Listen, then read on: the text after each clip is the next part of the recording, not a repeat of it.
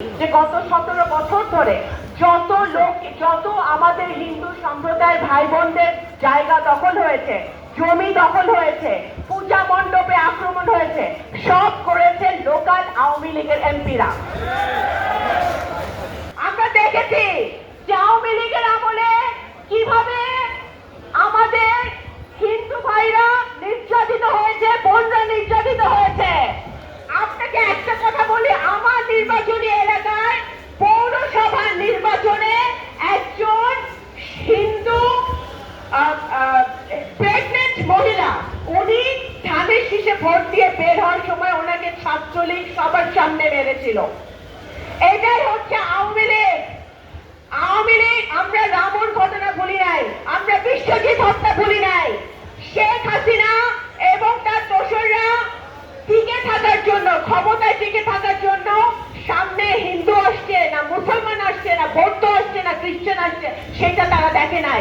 যারাই আসছে তাদেরকে তারা খুন করেছে, গুম করেছে, হত্যা করেছে। আমাদের বাড়ি ফরিদপুর, আমি ব্যক্তিগতভাবে জানি যে গত 17 বছর ধরে যত আমাদের হিন্দু সম্প্রদায়ের ভাই বোনদের জায়গা দখল হয়েছে, জমি দখল হয়েছে, পূজা মণ্ডপে আক্রমণ হয়েছে, সব করেছে লোকাল আওয়ামী লীগের এমপিরা। জুজুর ভয়, ভাইরা জুজুর ভয় দেখিয়ে বেরিয়েছে গত 17 বছর, এবং যতবারই ক্ষমতায় এসছে। আওয়ামী লীগের দুইটা ছিল, তাদের তো কখনো কোনো নীতি ছিল না। দুইটা নীতি ছিল, একটা নীতি ছিল একাত্তরের চেতনা বিক্রি করা, যেটা, আর দ্বিতীয় নীতি ছিল যে সংখ্যালঘুদেরকে সংখ্যালঘু নামে, ধর্মের নামে রাজনীতি করা। বাংলাদেশ জাতীয়তাবাদী দল ধর্ম নিয়ে কখনো রাজনীতি করে না, কখনো করে নাই, ভবিষ্যতেও করবে না। আপনারা 31 দফায় দেখেছেন আমাদের জনাব তারেক রহমান যে 31 দফা দিয়েছেন ভবিষ্যৎ বাংলাদেশের জন্য, ভবিষ্যৎ প্রজন্মের জন্য। আমার সামনে সারা বাংলাদেশে বহু ইয়াং জেনারেশন আজকে ভাই বোনরা এসছে। আপনাদের জন্য যে 31 দফা উনি দিয়েছেন, উনি রেইনবো নেশনের কথা বলেছেন। রেইনবো নেশন অর্থ কি? যে আমরা সকল ধর্ম, বর্ণ, জাত নির্বিশেষে প্রান্তিক জনগোষ্ঠী সকলে বাংলাদেশের, আমাদের একটা পতাকা, আমরা বাংলাদেশি, সেটা আমাদের সবচেয়ে বড় পরিচয়। এর বাইরে আমাদের কোনো পরিচয় নয়। আজকে বিএনপি সেই রাজনীতিতে বিশ্বাসী, সেই আদর্শে বিশ্বাসী, এবং সেই রাজনীতি নিয়েই আমরা সামনের দিকে এগিয়ে যেতে চাই।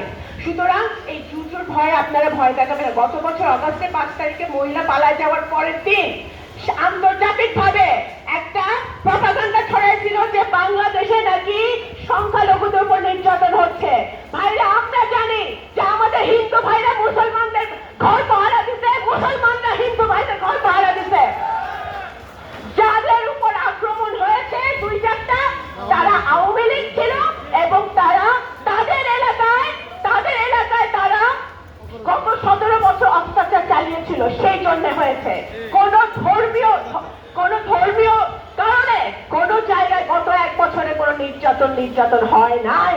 এই সারা বাংলাদেশে যারা আছে, আমি বলতে চাই, আপনারা ভয়ের থেকে বের হয়ে এসে আমরা সকলে সমান, আমরা কাঁধে কাঁধ মিলিয়ে বাংলাদেশের জন্য কাজ করব, বাংলাদেশের উন্নয়নের জন্য কাজ করব, 31 দফা বাস্তবায়ন করব, এবং সততার সাথে জনগণের পাশে থেকে বাংলাদেশে আগামী নির্বাচনে যদি জনগণের ভোটে বিএনপি নির্বাচিত হয়, তাহলে জনাব তারেক রহমানের নেতৃত্বে, দেশনেত্রী বেগম খালেদা জিয়ার নেতৃত্বে, ওনাদের আদর্শে আদর্শিত হয়ে আমরা সারা দেশে সবাই ভাই ভাই, বোন বোন মিলে আমরা বাংলাদেশকে গড়ার কাজ করব।